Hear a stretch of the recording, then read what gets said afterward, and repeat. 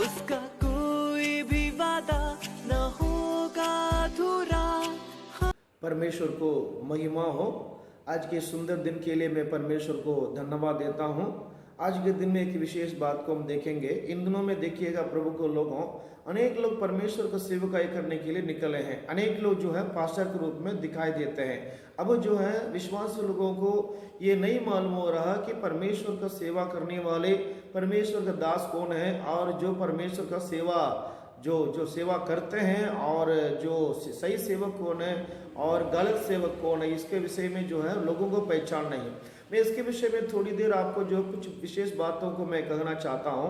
अब सबसे पहले हम देखते हैं इब्रानियों की पत्री अध्याय 5:4 में इस प्रकार लिखा है कि प्रभु की महिमा हो, ये आदर का पद कोई अपने आप से नहीं लेता जब तक कि हारून के समान परमेश्वर की ओर से ठहराया ना जाए। प्रभु की महिमा हो। अब ये परमेश्वर ने जिस प्रकार हारून को जो ठहराया, ये जो ठहराया शब्द जो है इसके मूल अनुवाद में लिखा है जब तक हारून के समान बुलाया नहीं गया तब तक कोई सेवकाई नहीं कर सकता।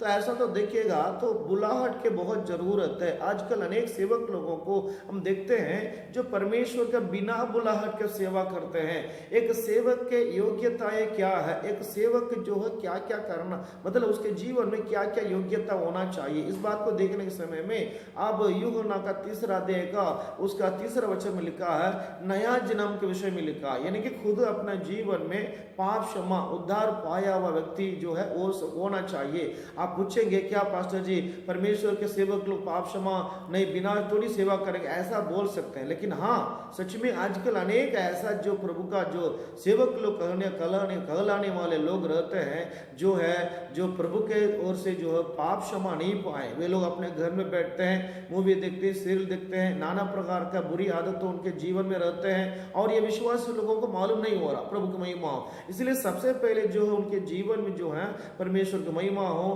पाप क्षमा की जरूरत है। दूसरी बात वहां लिखा है उसका यूहन्ना का 3:5 में इस पर लिखा है वहां पर जो है जल और आत्मा से जन्म लेना चाहिए। मतलब जल मतलब बपतिस्मा है और दूसरा आत्मा। जल मतलब जो है बपतिस्मा, आत्मा मतलब पवित्र आत्मा का अभिषेक है। अब जल जो है पवित्र आत्मा का, प्रभु की महिमा हो, परमेश्वर पवित्र आत्मा का अभिषेक पाए हुए परमेश्वर का दास का हाथ से बपतिस्मा लेना चाहिए।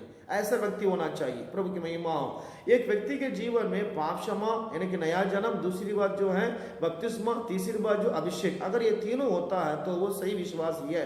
जब इस विश्वास से अनुभव में रहता है तो उस व्यक्ति को परमेश्वर अचानक क्या कहते हैं, बुलाते हैं अपनी सेवकाई के लिए। जब तक किसी को सेवकाई करने के लिए परमेश्वर की ओर से बुलाहट नहीं आएगा तब तक वो परमेश्वर का सेवक कहलाने के योग्य नहीं होगा। इसीलिए प्रभु की महिमा हो। प्रिय विश्वासी भाई बहनों, इन दिनों में आपके सेवकों को, आपके पास्टरों को प्रभु की महिमा हो, जो आजकल कलीसिया चलाते हैं, जो लोग विश्वासियों के लिए प्रार्थना करते हैं, उनके जीवन में यह देखना बहुत जरूरी है क्या परमेश्वर की ओर से उन्होंने बुलाहट पाया कि नहीं। अगर बुलाहट पाया है तो जिसको परमेश्वर ने सेवकाई के लिए बुलाया है उसके साथ वो रहेगा।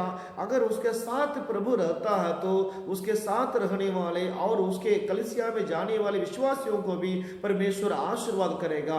अगर बिना बुलाहट के सेवकाई करने वाला कोई व्यक्ति है तो उसके साथ परमेश्वर नहीं रह सकता।